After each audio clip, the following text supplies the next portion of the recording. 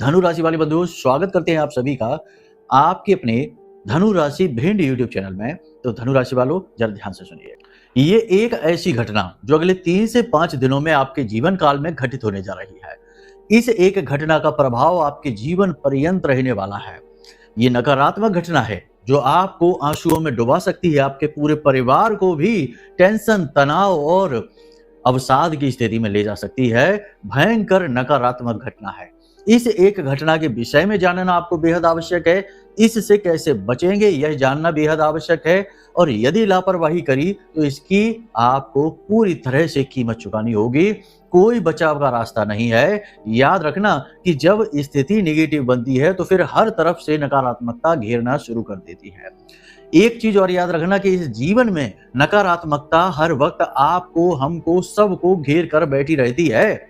नकारात्मकता को बुलाने की आवश्यकता नहीं होती, बुलाना पड़ता है दिव्य शक्तियों को, सकारात्मक ऊर्जा को, देवताओं की कृपा और आशीर्वाद के लिए प्रयास करने पड़ते हैं।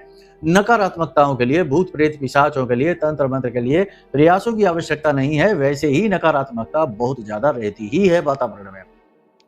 तो कहने का मतलब यह है कि आने वाले 5 से 7 दिनों में आपके जीवन काल में घटित होने वाली है यह एक घटना आपके जीवन को परिवर्तित करेगी, पूरे परिवार को प्रभावित करेगी और आपके जीवन को बर्बाद भी कर सकती है। इस एक घटना के बारे में जानना बेहद आवश्यक है। इसी के साथ साथ हम आपके जीवन की आने वाले 5 से 7 दिनों की 7 बड़ी भविष्यवाणियां भी करेंगे। ये 7 भविष्यवाणियां बड़ी ही एक्यूरेट होने वाली हैं, क्योंकि पूरी तरह से ये ज्योतिषीय आकलनों पर आधारित है।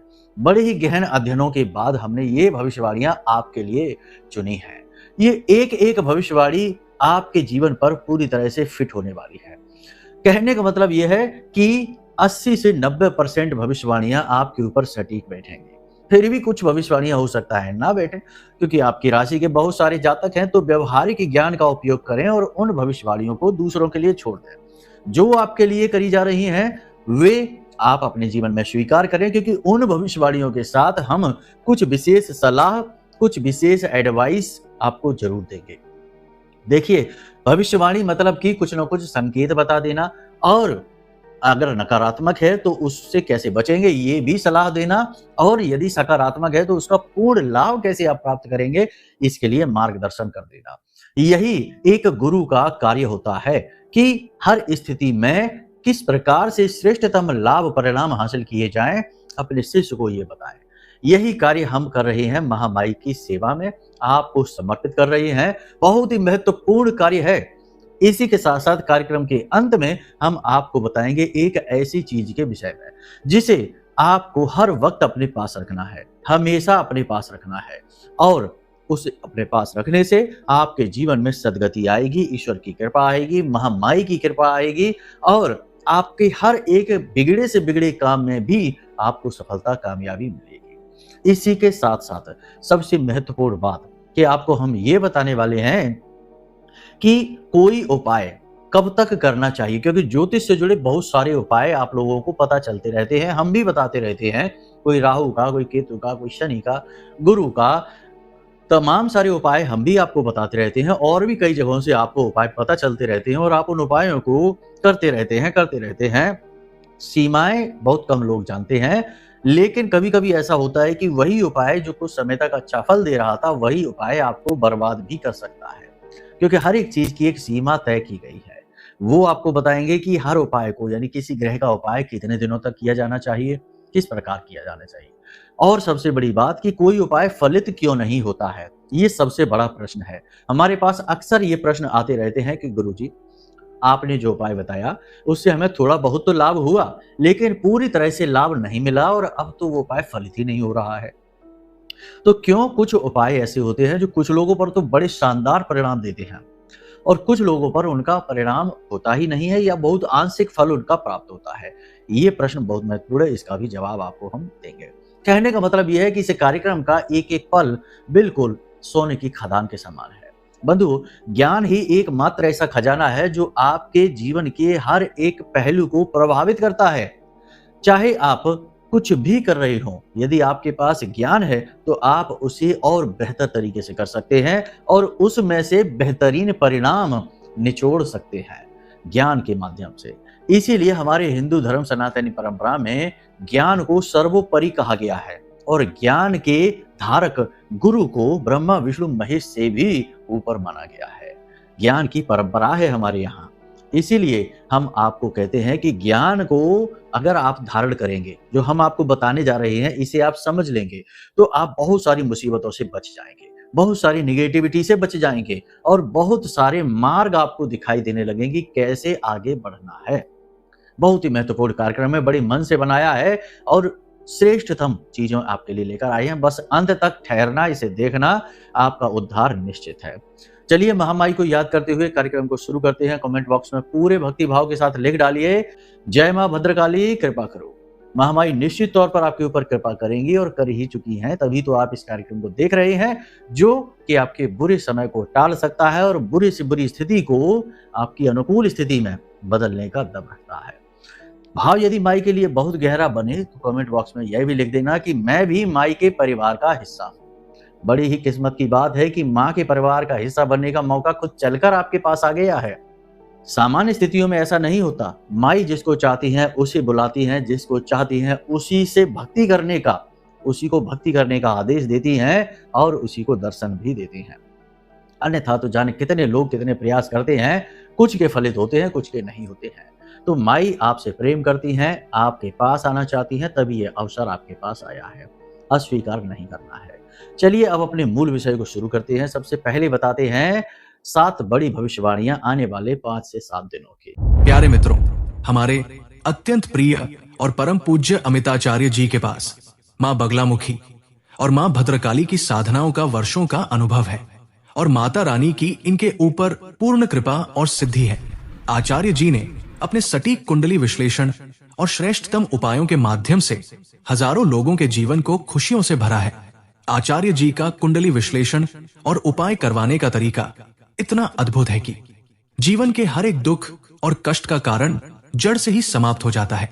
फिर समस्या चाहे जैसी भी हो, कर्जा बहुत बढ़ गया हो, व्यापार चल नहीं रहा हो, बीमारियों में आप बर्बाद हो चुके हो, रिश्तों में प्रेम समाप्त हो चुका हो, या फिर नौकरी ही ना मिल रही हो, विवाह में देरी होती हो, कैसी भी समस्या हो, इन समस्याओं का कारण क्या है, कौन सी महादशा परेशान कर रही है, कौन सा दोष लगा हुआ है, सब कुछ आचार्य जी इतना सटीक बताते हैं कि वर्षों वर्ष के दुख कुछ ही दिनों में समाप्त हो जाते हैं। अगर आपके जीवन में भी कोई ऐसी संकट की घड़ी है तो यही सही समय है जब आप पूज्य आचार्य जी के हाथों से अपनी कुंडली का विश्लेषण करवाएं और वर्षों से चल रहे दुखों और संकटों के इस चक्र से बाहर निकल जाए। प्यारे मित्रों, अभी वीडियो में दिए गए नंबरों पर फोन करिए और अपनी कुंडली का श्रेष्ठतम आकलन करवा डालिए। जिंदगी बदलने का ये सबसे बड़ा मौका हाथ से मत जाने दीजिएगा। जय माई की। महामाई आपका कल्याण करे। तो सबसे पहली भविष्यवाणी ये रहेगी बंधुओं कि आप किसी अजनबी व्यक्ति पर भरोसा न करें। आने वाले 5 से 7 दिनों में आपके साथ किसी प्रकार का धोखा, किसी प्रकार की ठगी हो सकती है या आपकी भावनाओं के साथ खिलवाड़ हो सकता है।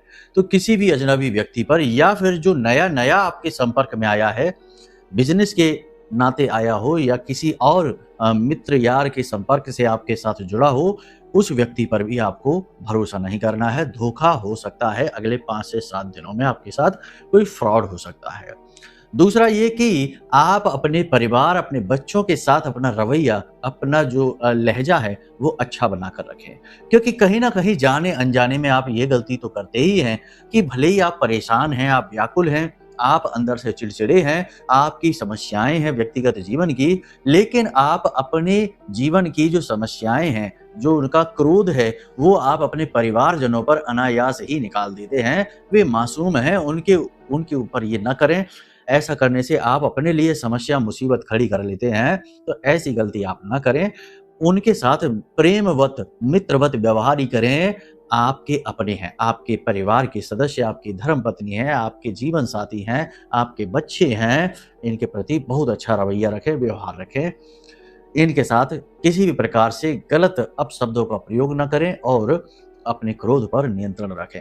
अपनी समस्याएं इनके साथ साझा करें और इनके साथ मिलकर इनसे बाहर निकलने का मार्ग तलाशें। इनकी बातों को भी अहमियत अवश्य दें। कहीं ना कहीं ये आपके शुभचिंतक हितकारी ही है। देखो, आने वाले 5 से 7 दिनों में आपके जीवन में छोटी-छोटी समस्याएँ, अड़चनें बहुत आने वाली हैं। काम-धंधे, व्यापार कर रहे हैं तब भी आएँगी, नौकरी कर रहे हैं तब भी आएँगी। किसी न किसी बात को लेकर थोड़ा-सा तनाव, थोड़ी-सी स्थिति नकारात्मक बनने वाली है। तो अब इस स्थिति के बनते मन खराब होगा, सीधी-सी बात है। टेंशन, तनाव होगा मन में, सीधी-सी बात है। तो ऐसे में आपको अपने धैर्य का श्रेष्ठतम परिचय देना है। आत्मनियंत्रण की परिभाषा खुद के लिए गढ़नी है, एक नई परिभाषा गढ़नी है और सर्वश्रेष्ठ मार्ग है भक्ति मार्ग। भगवान के जिस भी रूप में आपकी आस्था है, उनका नाम स्मरण करिए, उनका कोई भजन है, कोई मंत्र है, श्लोक है, उसे गुनगुनाइए, बोलिए और जो भी जीवन में चल रहा है, वह सब कुछ उन्हें समर्पित कर दीजिए। उनसे कहिए कि सब कुछ आप अपना ले लीजिए, हमें कुछ नहीं चाहिए, हम तो आपका दिया हुआ यह जीवन प्रसाद के रूप में ग्रहण कर रहे हैं। अच्छा हो, बुरा हो, हमें कोई फ़र्क नहीं पड़ता। वैसे भी जो भक्त होता है वह जीवन को प्रसाद के रूप में ग्रहण कर लेता है और प्रसाद की खूबी आपने देखी होगी कि प्रसाद अगर ज़मीन पर भी गिर जाता है और ज़मीन पर कितना ही कहते हैं ना किसी के पैर भी पड़ जाए, वहाँ पर भी प्रसाद पड़ जाता है तो लोग उसे उठाकर निसंकोच खा लेते हैं, फेंकते नहीं हैं।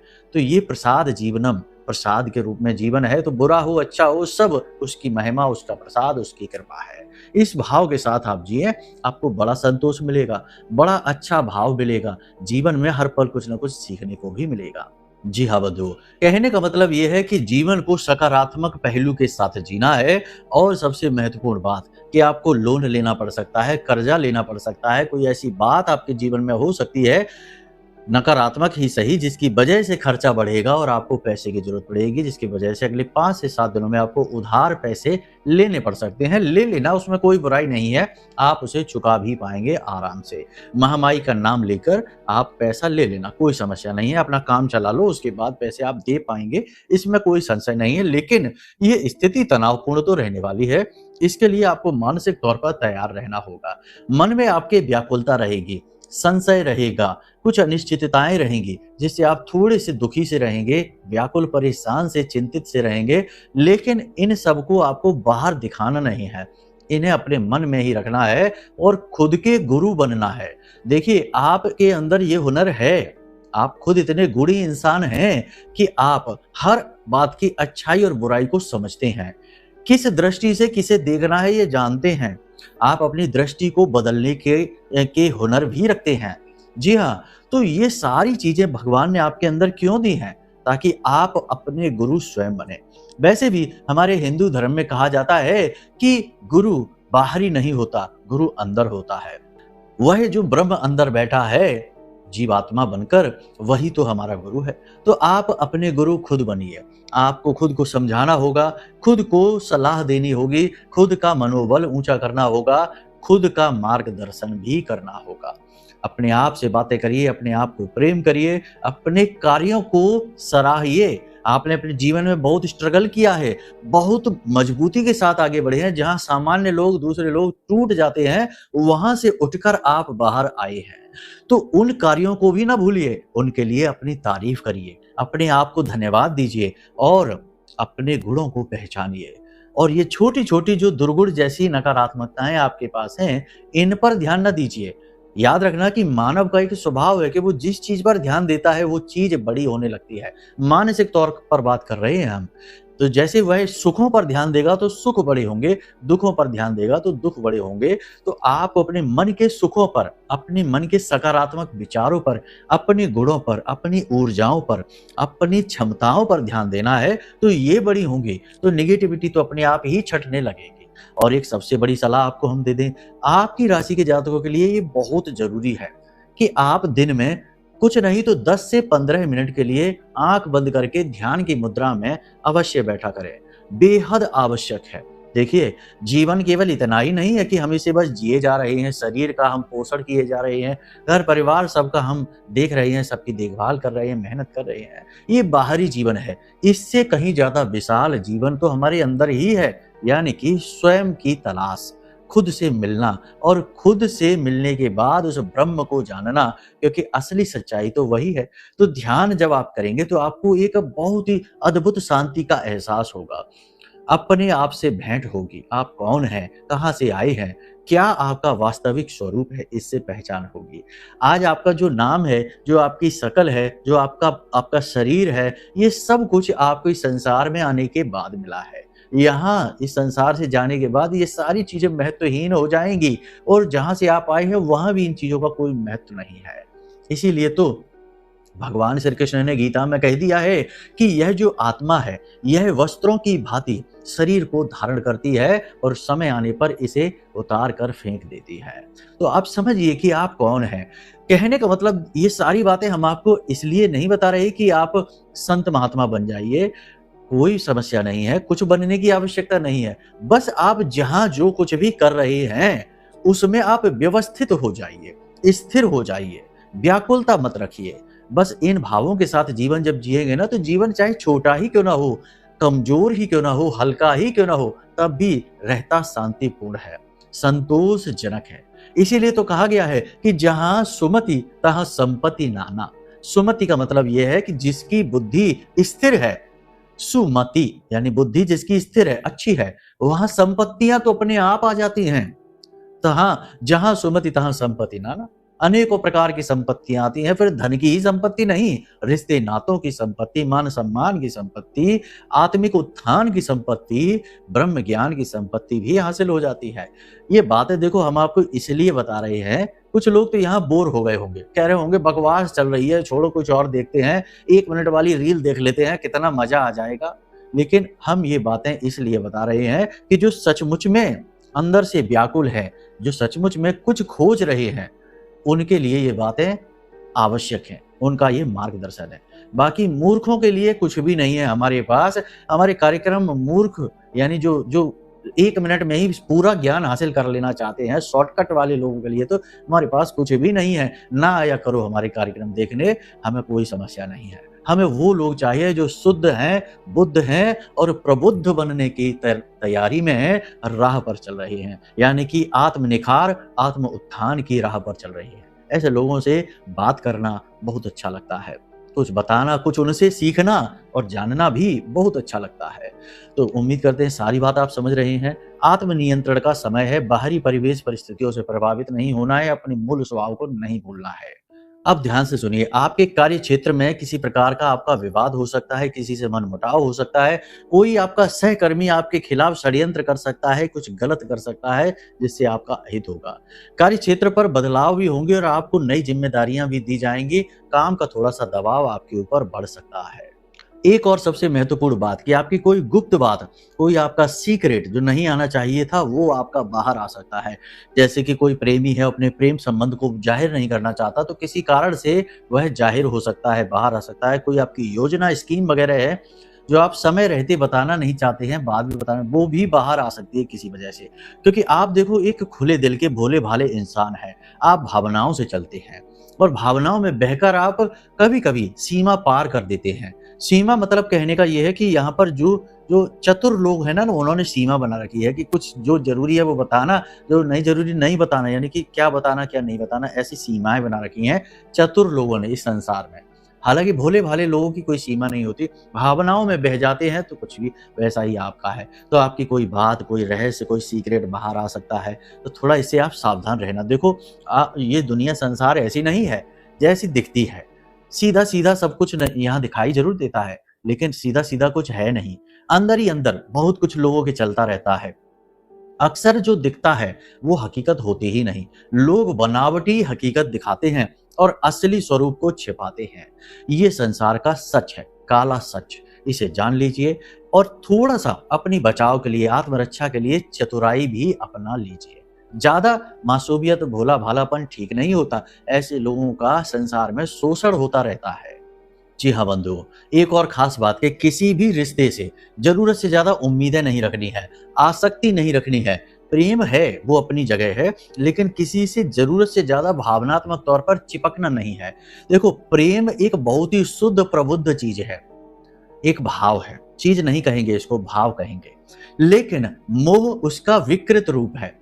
मोह का मतलब यह है कि हम अधिकार जताने लगते हैं और अधिकार जहां हम जताते हैं वहीं हमारा उपहास होता है और हमारा मन दुखी हो जाता है। क्योंकि अधिकार किसी चीज पर है ही नहीं। हमारा बेटा है, बेटी है, पत्नी है, जो भी रिश्ते नाते हैं वे सब हमारे साथ हैं, हमें उनसे प्रेम है, लेकिन वे जो चाहे वो करें, जैसा उनका मन है वैसा करें। मार्गदर्शन करना हमारा काम है, हम उन्हें गाइड करेंगे, मार्गदर्शन करेंगे, लेकिन हम उनके मालिक नहीं हैं। लेकिन मोह कहता है कि हम उनके मालिक हैं, हम जो चाहेंगे वही वो करेंगे।